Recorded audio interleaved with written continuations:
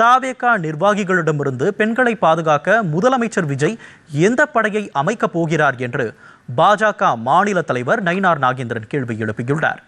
இது தொடர்பாக அவர் வெளியிட்டுள்ள சமூக ஊடக பதிவில், இளம்பெண் ஒருவர் தனக்கு கட்சியில் பதவி வாங்கி தருவதாக கூறி தன்னை ஆபாசமாக வீடியோ எடுத்து மிரட்டுவதாக தாவேகாவின் ராணிப்பேட்டை மேற்கு மாவட்ட செயலாளர் விஜய் மோகன் மீது புகார் அளித்துள்ளதை சுட்டிக்காட்டியுள்ளார்.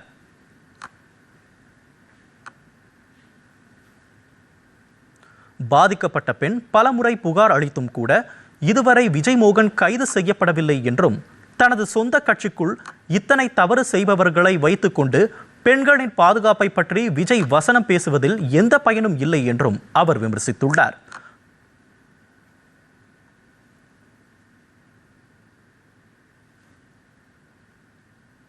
பாலியல் குற்றச்சாட்டில் சிக்கிய தாவேகா நிர்வாகி விஜய் மோகன் மீது உடனடியாக நடவடிக்கை எடுக்க வேண்டும் என்றும் நயினார் நாகேந்திரன் வலியுறுத்தியுள்ளார்.